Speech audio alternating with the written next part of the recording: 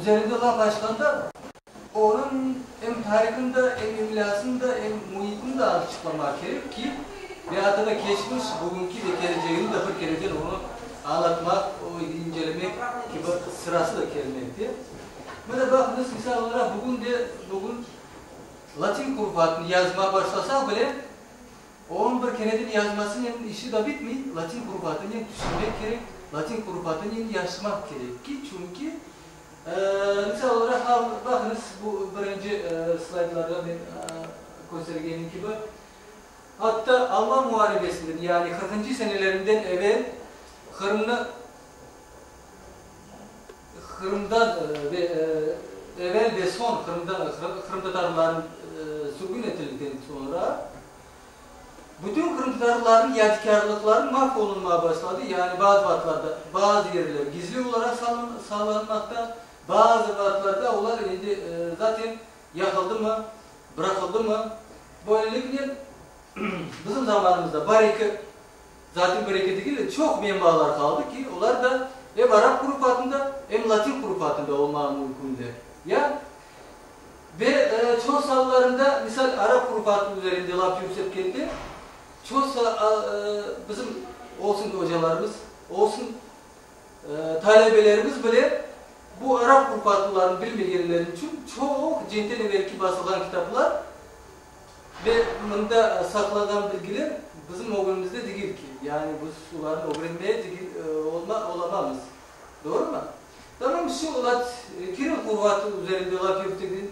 Şimdi biz Kiril kurufatını kullandıkça diasporada yaşayan adamlar bile, kardeşlerimiz bile Kirilce okumanın için şu bizim Kırım hayatından da Kırım ömründen bir haber olup kalırlar. Doğru da. Tamam aynı biz de o devirdeki ömründe bir haber olup kalırız. Misal olarak bunu da alayım. Bunda daha bir meselesi var ki Latin kurufatlarının yazılarını kabul ettikten sonra biz ister istemez başka bizim Türkiye kardeşlerimizin beraberlikte yaşama, onların bir gayesini yaşama hazırlanırlarını korumaya mümkünüz. Doğru da. Bakınız Arap kurufatında yani Latinceden evvel basılan tercüman Betan Kadimi Kırım Ocağı ve Yosun Millet gibi gazeteler, öyle bir otoritetli gazetelerini alganda böyle bunlar Arap kurufatında yazılarda şimdi Arap kurufatını bilmeyen adamlar yoksa başka milletlerin vekilleri oldukça Özbek mi, Kazak mı, Karakalpak mı bu bizim Kırımtar gazetelerin Özcesini okumaya mümkündür. Anlarsınız ki mesela ediyor ki bu okuma güzel halde urbala urbeler Kırım'da hemen gibi misaller de var.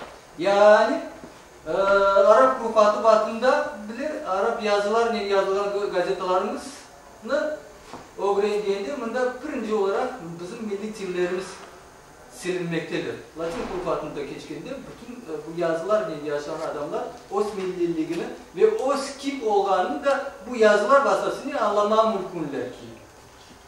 Ve devam ettiğimiz gene de buna bakınız cinten evvelki leyhalarını alayım. Bu da Leyha Mümtin Çelebiçkanlar tarafından Millet Gazetesi'nde basılan bir makalelerden birisi. Biz şimdi Arap kurufatlarını bilmesek, yoksa Latin kurufatlarını bilmesek, biz tarihinde nasıl haberler alacağız? Yani birinci mebalarını kullanmasak. Bu biz. Fakat Kırım'dan tarihini öğrengen, inceleyen başka alimler de var yani. Kırım'dan tilim bile bilmeyen adamlar bile var. Nasıl onu öğrenelim? Allah bilir. 1906. senesine kadar misal tercüme gazetesi hem Rusça hem Arap kurufatında başlaydı. 1906. senesinden başlayıp tercüman gazetesi bu bütün Arapça yazılmaya başladı. Şimdi ise Gazpralı icadını öğrengen, tercüman gazetesinin ömrünü öğrengen başka tetkikatçılar nasıl onu öğrenirler? Çok sağlarında 1906. senesine kadar öğrenelim. Ondan sonra bütün bu malumatlar kapalı olur. Tamam bu animasyon çıkanlarının da aynı. Sonunda anlatmak isteyeyim ki bizim urufatlar üzerinde ayrıca 1926 senelerinde Baku'da geçirilen bütün ittifak Türkoloji kurultayları vardı. Bu kurultaylarında da bizim belli esli başlı yazıcıları o vakta genç olarak bazıları bu kurultayda çalışıp da Hasan Sabri'ye baş, o da baş vekilleri, Manik Çıbandadı gibi yazıcılarımız bu kurultayda en birinci sözünü tutan ve onların avtoritetlerini bazanganlar bulardır yani. Çünkü Kırım böyle en çok bilgili adamlarının bağlı olan bir ülkedir. İşte buna bakın sizin bu defterçiklerin o taraflarında da bu şimdiki biz kabul ettiğimiz Latin hurufatların bu şeklidir. İşte ondan da öğrenmeye mümkünsüz ve devam ederek yeniden koşmak gerekim ki bakınız ben Arap hurufatlarını aytım ki ya şu Arap hurufatlarında Latincege geçirilgen sebeplerini de aytmalıyım ki niçin Latincege geçirilir ki yani bu sesleri olmağında da Arap hurufatından olmağının sebebindedir yani Ö, Ü, U, bu dört ses bir harfine ifadeleniyordur yani Vav sesini doğru da bunlar misal hatta İsmail Gasprinski tarafından usulü safti yani usulün başlanan tahsillerde pek büyük tesir etiydiler. Yani hukuk pratisine tesir etiydiler. Misal olarak Allah'a bir kere Abdullah affedersiniz Yayan Acı Bayburtlu'nun alayı. Onun taraflarında 4 tane elimi çıkarıyorlar. Eğer bakıp da bu Arap hurufatında olan islahatları değiştirir yani Türkiye lehçelerini uyumlulaştırmasını uğraşıyor. Ve hatta da Kemal Cemalettin taraflarından 30. senelerinde bir kitapçılar çıkarılanıydı. Bu kitaplarda da o devirdeki usul-u saftinin o vaktin geçkeninin ve başka devirde geçmesi hakkında böyle bir laflar yazılaydı ki usul-u safti bizim zamanımıza indi gelişmedi. Misal o devirlerde, mekteplerde okuyan talebeler bu yazılarla uğraşkanda telaffuzunun böyle birbirini geliştirip okuyurlar. Yani misal kitap okumak, aytmak yerine kitap okuyurlar. Stol yerine stul yerine stol okuyurlar gibi incelikler vardı. Ve onun yerine böyle Amerikalılar taraflarından kor gezme usulünü de teklif edildi. Yani Amerikalılar bir kışık olsun mu, hayvancık olsun mu, bu fotosunu koyarım da tübünde de hayvanın kim olan adlarını da yazıp da böyle şeklinde da teklif edildi. Yani o da böyle vardı. Tamam bu Arap kurbatlarında da bu hususi P ve J da harfleri de yoktu. İşte Yayan Hacı Bayburt'un 13. 16. 17. 27. senelerinde çıkan elebeleri vardı. Şimdi ise sizge bu 5 2 dakikalık olsa da 26. senesinde teşkil edildiği kurultayın video süjetlerini de göstermek isteyeyim. Müsaadenizle.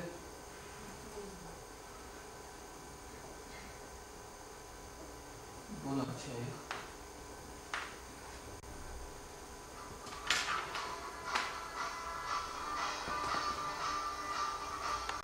Bu video süjetlerde de biz Bekir Çıbandade'nin de oyunu korumaya mümkünüz.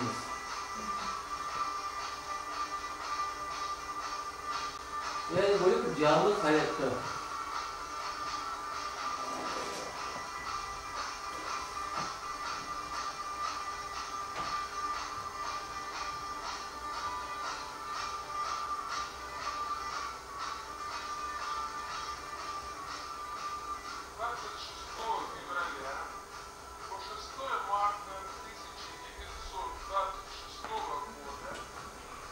Sesleştirelim mi?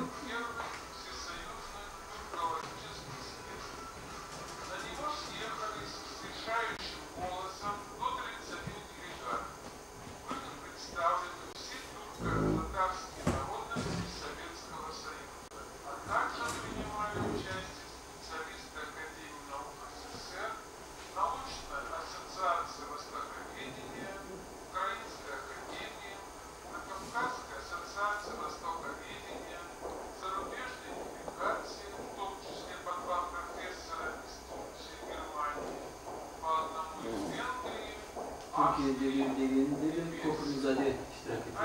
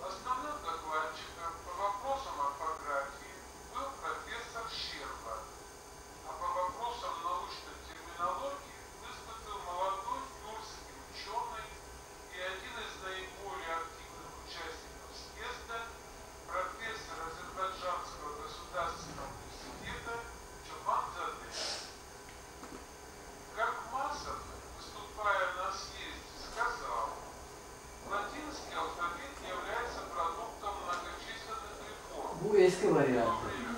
Latince'nin eski varyantı.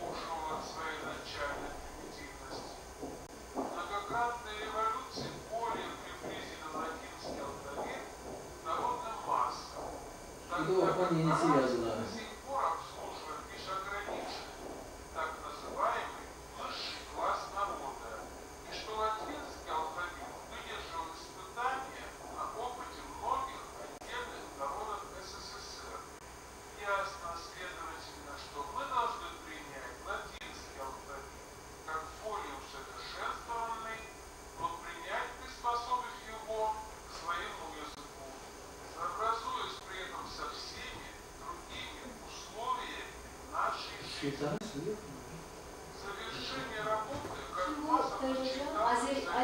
Evet. Nerede film değerlenen ki? İşte. Buna bakın aralarında birkaçı bağlarında sigara çekin soyuyor. Ben Mahmut Necim'i taktım. Öyle mi?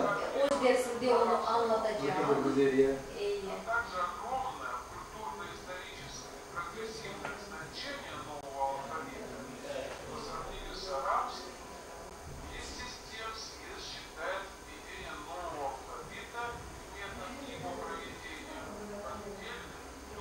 Bu da Bekir Çobanzade. Onda da. Görüyorsunuz ya aşağı bakın. Azeri vatandaş. Ne kadar güzel ya, canlı olarak bunlar. Canlı. Bu adamların balları da evde yaşamayı biliyor şimdi. Olabilir. Özleri de yok.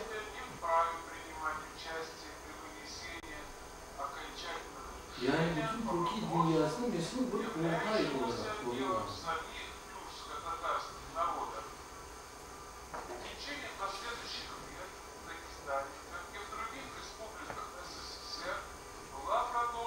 Türkiye'de de onların basma reprodüksiyonları da var. Onların da şu an satıyor.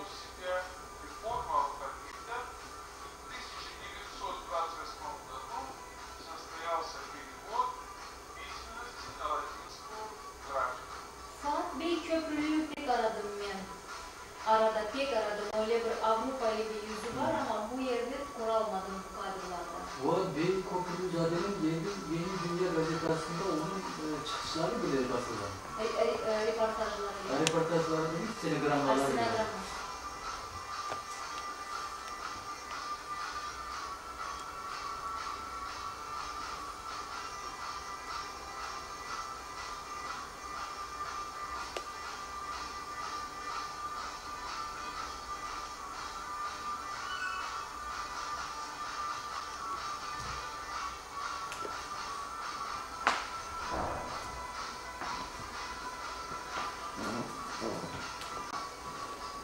Şu aralarında komutlar, toparlıklar böyle.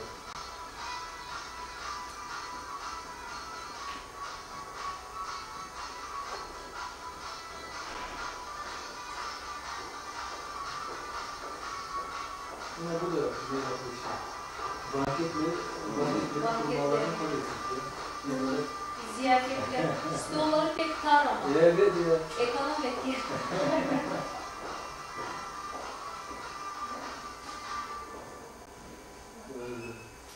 Pek güzel. Devamında başlarız.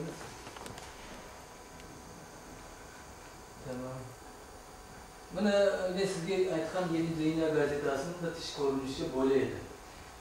Zaten bu Yeni Dünya gazetası Kırım'da Latin kurufatlarının en büyük propaganda etken gazetelerinden birisi olan. İşte Latin kurufatında yazılan gibi Umum Sayış Komiteti Partiyası, Kırım Vilayet Komiteti ve Kırım Merkezi İcra Komiteti Sanayi Birlikleri Surası naşır efkarı olarak verilir. Bunda bakınız, o Yeni Dünya gazetesi Arap kurufatında basılsa da bazı yerlerinde Latince basılan ilanlar gibi, haberler gibi yavaş yavaş Latince'ye geçkin vaatları olan. Bu Yeni Dünya gazetesinde de çoğusu 26. senelerinde geçkin kurultayının aytkanım gibi stenogrammaları Kırım'da ve bütün Türkiye dünyasında olup geçkin, yani bu Latin kurufatı üzerinde olup geçkin merasimler, yani kurslar hakkında çok güzel malumatlar verilir ve da atmak isteyeyim ki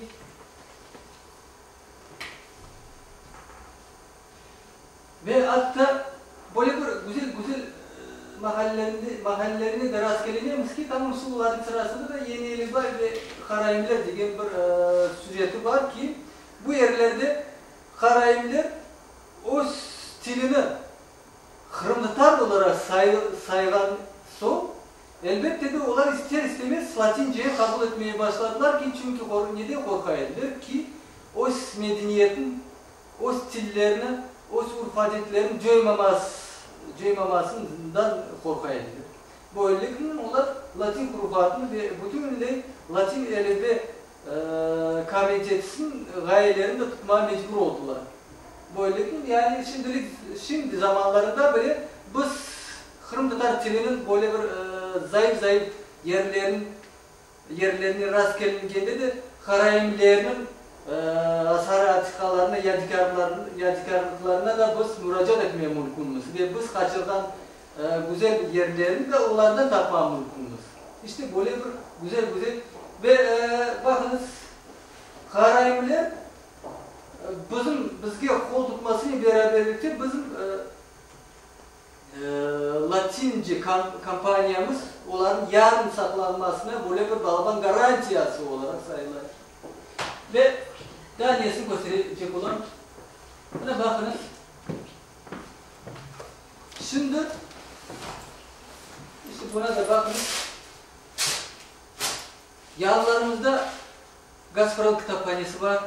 Moskova kitaphaneleri var ve dünyaca kitaphaneleri var ki cidden evvelki biz tarafından neşir edilген kitaplar, derslikler bütün bunlarda saklanmaktalar.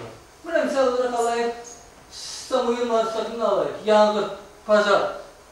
Bütün bu 1996 senesini Rusya'dan Kırım Tatarca tercüme edilgen güzel kitabı var. Şimdiki zamanlarında biz yanıdan bu eserleri tercüme etmeye hiç ihtiyacımız var, yok ki. Alıp da onları kullana yani bizim edebiyatımızda, bizim ilimimizin de bu sayesinde kotermek, prestijini de kotermeye mümkünüz. Daha devam edeyimiz, misal. Evet ya, o yalnız göstergenlerden bir tamçı yani. Bu da tamçısı ya Gazprom kitaphanesinde saklanmaktalar. Çelik nasıl peşkil etti yani Nikolay Ostrovsky'nin eserlerinde birisi. Şimdi biz mekteplerde, mahsus mektepler planlarında çetel edebiyatı öğrenmek için böyle bir Ostrovsky'ler başka yazıcılar bile koyuyorlar ki adamlar mekteplerde bunların Rusça öğreniyorlar ki. Ancak Zimanevi mekteplerini alsak, Zimanevi mekteplerimizde Kırım Tatarca öğrengen belirleri nasıl, ne kadar var? Kırım Tatarca ve edebiyatında gayet başka, bütün Rusça. Niçin? Çünkü onlar ne terminolojisi öğrenildi, ne hocaların da öyle bir dil seviyesi de buna uymuyor ki. İşte böylelikle bunlarda müracaat etmeye gerekir. Bana bu ovutta, bu oyun içinde bu ovut gibi var. O da Yakup Musayif taraflarında tercüme edildiğim kitaplarından. Bu gene de bu tercümanların da koçaya.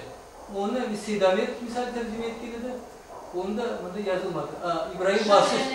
İbrahim Bahçış Sedat'ın Şamileledin, yani onların arasında böyle bir yüksek tecrübeli yazıcılarımız bile var. Şimdi onların icatlarını öğrenip de bunlara kimse riayet etmiyor ki.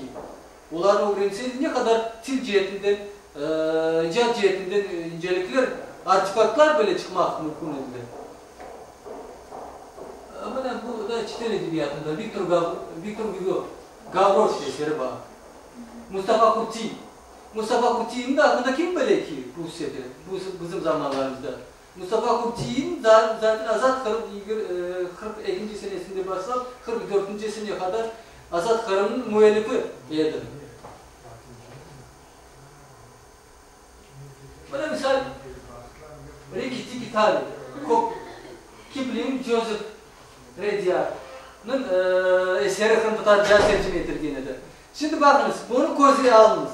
Son vakitlerde ATR milli kanallarımızda böyle bir şeyler var ki, yani Rusça multfilmlerin Hırmıtarca'ya tercüme etmeyi istiyorlar. Fakat nasıl tercümeleri var ki?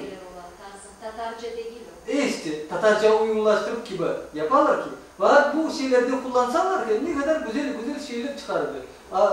Raritet şeylerde kullanmak çok gerekli. Bunların kozumuzu alıp da bir kereden o seviyelerimizi de koçarıp da başka halkların o günde biz de bu zayıf halklarından birisi değil olmalarında izbatlama mümkünüz ki. Devam ediyoruz. Bana atıda Gulliver, Lilliputlar arasında Jonathan Swift. Onların tercümanlarının arasında da Maksud Süleyman. Evet, Piramit'te var. 36 senelerinde. Bu kitaplar Yeni Elifba Komitesi taraflarından büyük paralar ayrılıp da yüzlerce kitaplar Latince hurufatında Hırmıtarca çevrildiği kitaplar var. Ve onlar şimdiki zamanlarımızda 300, 500, 1000 tane değil de 5000, 6000, 10.000 kadar basılıp adamların arasında kitap dükkanlarında satılaydı. Ucuz fiyatların basılaydı. Bana bunu da biz biliyorlar ya, Don Quixote ya. Biz Don Quixote'un Kırım Tatarca okup da Kırım Tatar dili vasıtasıyla bu Çitel edebiyatlarında o canı gibi sevmeye mümkünmüş ki bazı vakitlerde, yani o sade tercümeler değil ki bunların tercüme etken buna Şehşenizadeler. Şehşenizade kim? Bizim oğlumuzda olan. Kırım Tatarcanı temelden bilgin adamlardan birisi olan. Kırım Tatarcanı canlı tilini kullanan adamlardan birisi olan. Şimdi biz Kırım Tatarca Don Quixote'nu okup da biz ne kadar eskiden, centten evvelki kullanan tilin inceliklerini bilmek mümkünmüş. Yani o çoğusu o vakitteki okuyucuların dairесine uygun olsun, onların dünya başlarına uygun olsun, onların ananelerine, urf adetlerine uygun olması tercüme edildiğin eserlerdir bu. Ve devam ettiğimiz Oğlu Canlar yani. Gogol'ün Oğlu Canları ne kadar güzel şeyler, o da gene de klasik taraflarında, peki içiler taraflarında tercüme edildiğin eserlerdir yani. Ne kadar güzel şeyler. Ve bunda da neler aytmak gerekmiz ki, hemen kursumuzun başında ben sizge bu Latin hurufatının şimdiki varyantlarını göstergenim. Bakınız bu varyantlardan. Yani Latin hurufatı, Arap hurufatı gibi birkaç kere daha islaha uğratılan, islahat ediliydi. Suların arasında bakınız, ölü gibi öyle okuma mümkün olan ya. Fakat o böyle çanlar da okuma, çanlar da çan zarok gibi olmalı. Fakat şimdi bu suların ölü canlar gibi okumak gerekmez ki bunun daha bir inceliği var ki 26. senesinden başlayıp hatta daha evvelce 24. senelerinde bu Latin hurufatının kabul edilmesini hazırlanmalar vardı ki bu hazırlanmalar yavaş yavaş tertipki hal olunan son eğer bir kalite, yani bütün Türkiye dünyasında, Azerbaycan'da olsun, Türkiye'de olsun, başkalarda olsun da ayrıca yeni ilbati teşkilatlar, komitetler teşkil edilgelidir. Yani şu bizim taraflarında. Ve eğer bir teşkil, bakın Sovyet hükümetinin nasıl ilikarlılığına da bakın. Eğer bir komitetin üstünde, başında Sovyet, Rus, yoksa başka milletlerinde Müslüman, Türk olmayan adamlar koyulaydı. Ki bu başta bütün bu 26. senesinde Baku'da toplanan Türkiye halklar Latin kurbatına geçip de bütün dünya arasında bir bedi kültür kurmak niyetiyle bunların başlarına Sovyet hükümetinin uşakları oturup da bir kereden bütün bu bizim emellerimizin bir kereden onu bozmaya başladılar. Şimdi bakınız Azerbaycanlılarını alsanız onların kurbatlarını, onlar kurbatın basılan kitaplarını okusan bir kereden onu okup bulamayın.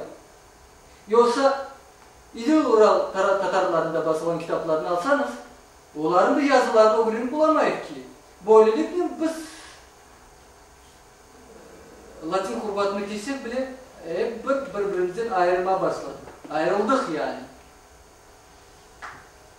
Devam edeyimiz. Bu da buna. Gödeme Pasan. Güzel bir klasik. Simon'un babası. Atit Simon'un.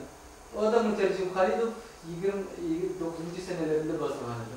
Daha bir şey göstermek isteyeyim ki şimdi ben dedim ki sizce bu Latin hurufatı olsun, Arap hurufatı olsun, Kiril hurufatı olsun, bütün bu islahlar sayesinde bazı vakitlarda halklarda yaşlılıktan gayrı zayıf fayda getirmeyen şeylerdir mülkün çıkarılan.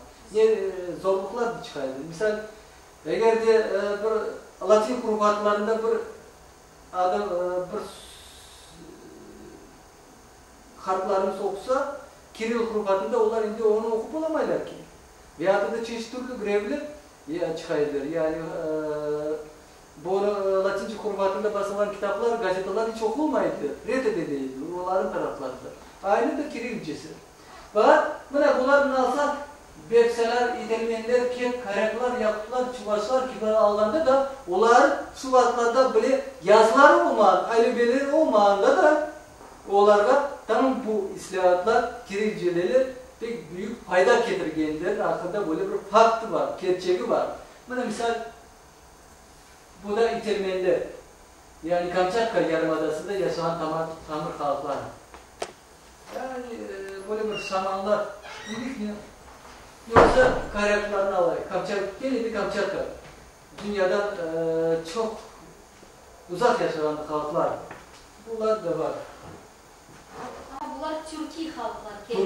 Türkiye halklar. Evet. Fakat bunların arasında Türkiye halklar olmayanlar da var. Bunların sırasında Çaldollar kimiydi? Çaldollar kim iken? Çaldollar ve Çosallarında Rusların yoksa başka taraflarından adamların eriştirip böyle bir şey var. Sen Çaldolsun mu yoksa?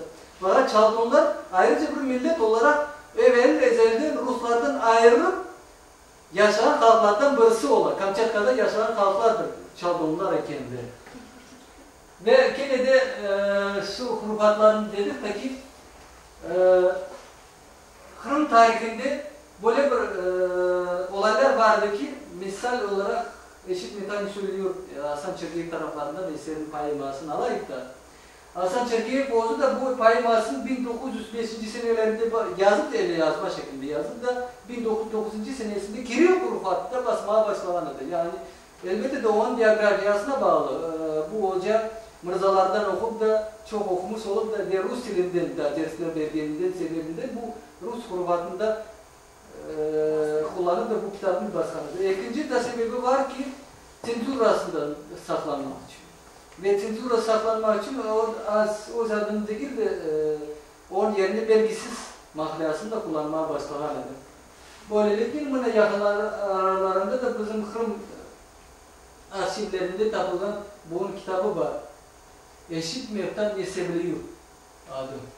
İşte geçen derslerde, başka derslerde de onu anlatkandım ki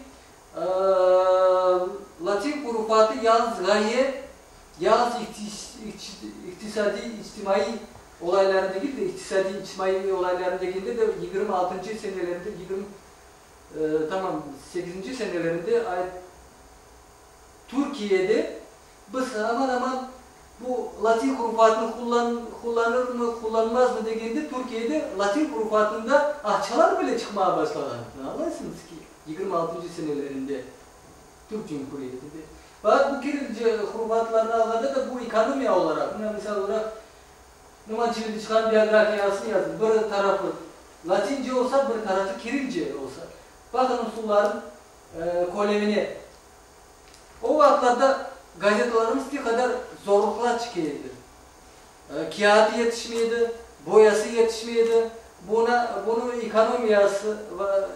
ekonomiyasını yapmak için Kirilce hurufatını da kullanmaya başladılar ki.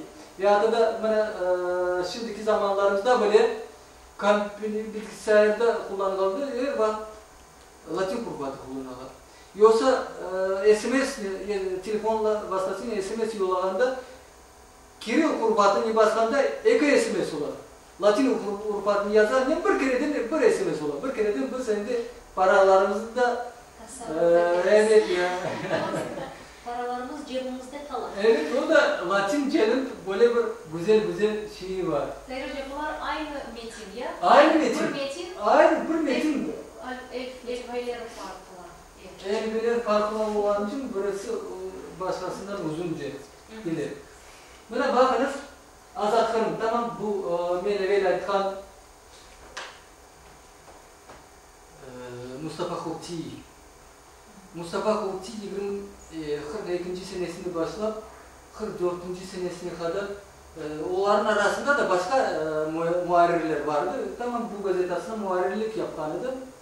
Bu gazete Almanlar muharibesi Kırmızı Kirvatlarında çıkaydı.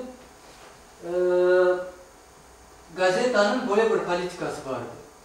Onlardan evvel basılan bütün yazılar olsun, bütün gazeteler olsun ve okuyuculara hem Arap, hem Kiril, hem Latin hurufatında bir kere de informasyon verildiler.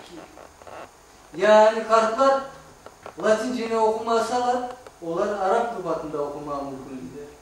Yaşlar Arap hurufatını bilmeseler, onlar Latince okumak, yoksa Kirilce okumaya mümkündür. Böylelikle şu gazetesinde, mesela milli kurbanlarımız, yoksa ona başka, ona olsan gibi icatkarlarımızın biyografiyaları, icatkarlarımızın eserleri basılıp, o devredeki tarih, güzel menbalar basılaydı. Böylelikle gazetemiz şu, mesela Numançı'da çıkanında foto suretleri de var. Gazetemiz o devredeki büyük salmaklı isteği koşan gazetelerinden birisi olan. Şimdiki zamanlarında bu gazete çok okunulmuyor. Niçin? Çünkü korkaylar. Neden korkaylar? Skandal çıkmasın, kavga çıkmasın. Çünkü bu gazetenin çoğusanlarında kolaborasyonistik değildir. Yani satkınlar gibi değildir ki onun yerlerinde de çoğusu Azat Kırım, yani Başşekillerden, ordulardan azatlanan Kırım manasında kullanırlar. Onun yerine de bir ayrıca araştırmalar yapınca aynı arşivinde de Rusça, Kırım'dan çıkan Asobazeni gazetesi vardır ki de Almanların türünde, Ruslar tarafından da çıkan gazetesi vardır. Asobazeni bir Asobazeni Kırım bile çıkardı. Anlarsınız ki. Onlar da Almanların türünde çıkardı. Onlarına da kimse ayırmadı ki. Bu gazete böyle satkınların gazetesi. İşte böylelikle böyle bir yekün olarak aytmak isteyeyim ki bizim zamanlarımızda biz Latin hurufatını kullanıp da başka halklardan ayrılmak değil ki. Ancak bakınız, Lenin zamanlarında bile ve ondan sonra Ruslar ve Ukraynalılar bile Latin hurufatına geçmek isteyirler. Ve öyle bir propaganda geçirilirler. Ukraynalıların elbelerinde de Latin hurufatının eseri bile iyi, noktalı iyi bile kaldı. Anlarsınız ki. Yani bu bunda siyasi bir adım değil ki biz şimdi Latin hurufatını okuyup de Latin hurufatında evvel basılan ne kadar çok menbalarını okup da şimdiki zamanlarımızda öz bilgilerimizi arttırmak, öz seviyelerimizi arttırmak ve böylelikle biz başka halkların o günde akademisyen, ilim adamlarının arasında böyle bir konkurensiyasını böyle göstermeye mümkünüz. Ancak böyle vasıtasıyla böylelikle biz o ilimlerimizin prestijini göstermek mümkünüz ve o halkımızın da başkalarına da gösterip de o tarihlerimizi başkalar değil de özlerimizi kendilerimiz onu okup benimsemek gerekmez. Böylelikle şimdi ben sizin daha ileride de birinci olarak Gazetemiz Kitaphanesi'ne davet ettireyim. Bu gazetelerin, bu Latince basılan kitapların bütün kataloglarını öğrenip onun içerisinde güzel tecrübelerine malik olmasını isteyeyim. Sağ olunuz, var olunuz. Eğer sualleriniz var olsa buyurunuz. Pek memnun olurum. Tahir Hoca, andaki bu eskiden çıkan tercüme olunan, tercüme edilgen kitaplarımızın lügatları yapıldı mı? Mesela o Don Kişot, yani Don Kişot, Şamil Aladin. Var. Siz mi yaptınız Tahir Hoca? Hayır, ben yapmadım. Bu tercüme edilgen kitaplarında Oğuz'un müellifleri taraflarından tercüme edildi. Lügatçıklar verildi. Lügatçıklar verildi. Siltemler de verilir. Nasıl lügatlar? Bunda bazı lügatlarda yazıcılar Rusçadan olsun başka dillerden Kırım Tatarca tercüme etkende de bazı Kırım'da yaşayan halklarına olan lehçelerini uygun olan sözleri ve çoğusu anlaşılmayan sözleri ve izahatlar verilir. Ve bazı lügatlarda Rusça olan eserin kaloritini aydınlatmak için, korumak için, korsetmek için bu Rusça yazılan kaloritinin Kırım Tatarca izahatları verilir. Yani misal telega dediğinde o türünde yazar. Bu Ruslarda çok kullanılan admin arabası.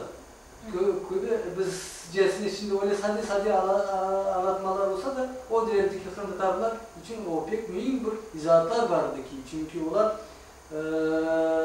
o dünyadan bir haber olan adamlardı. Çoğusu köylerde yaşayan adamlardı. Ve bunlar için bu tercümeler büyük bir dünyanın anlatan, açıklayan eserler olarak kullanmaya mümkündür. Ki bakınız misal olsun Mustafa Kuti taraflarından, Hindistan taraflarından basılan ve adı ondan da gayrı din taraflarından, tıbbiyet taraflarından yani ginekologiya, farmakologiya taraflarından tercüme edilgen eserlerdir var, kitaplar var. Ve yoksa koy kocalığından taraflarında, koy kocalığını anlatan kitaplar da var. Koy kocalığında hayvanların hastalıkları, marazları üzerinde ne kadar güzel kitaplar çıkarılaydı. Yüzümlükler, başka aşlamalar üzerinde, onların hastalıkları üzerinde ne kadar güzel kitaplar çıkarılaydı. Şimdi onların baştan sonuna çalıp da ne kadar bizge çoktan unuttu olan terminlerini idrak getirmeye mümkün ki. Ve bu terminlerden de kullanıp da şimdi son zamanlarda biz kıyın bir laf açıkanda da güzel tasyonu tapmamız, çevremiz olmayan vakti Rusça sözleri koşarız, doğru da. Tamam, bunlar buna uygundur. Onu soracaktım da bu Rıtsari Don Kişot acaba nasıl, ne degen ekenler ona, o adamlar? Çünkü Türkler deyler silahçı Rıtsari'ge. Evet. Bilmiyorum Ruslarda haydan taptılar Rıtsari kelimesini, lakin Türkler deyler silahçı Don Kişot deyler ona, o adama. Yani pek meraklı o yerde lügatçıkların kısmını tekrar bastırma mümkün mü Tahir Hoca? Yalnız kitap olarak çıkarılan lügatçilerin değil de ben son zamanlarda bizim matbaahane direktörlerinin böyle bir anlaşmalar yapmanın işte bu sizin de kabulünüz gayet ki bu evvelden basılan kitaplar ayrıca basılma mümkün ve onların bu perspektivaları da var. Eğer isterseniz bu işe de sizin de davet edeceğiz. İnşallah. İnşallah. Çok Daha sağ olun. sorularınız Çok varsa sağ olun. buyurunuz. Allah razı olsun sizden. Sağ olun. Sağ olun. Dersimiz bitti. Gelecek dersimiz sırada, bugün sırada olsa pazartesi başka hocalarımız, doçent profesörlerimiz taraflarında da aynı auditoriyası da olacak. Davetiniz. Sağ olun. Çok sağ olun. Çok sağ olun. Hep beraber.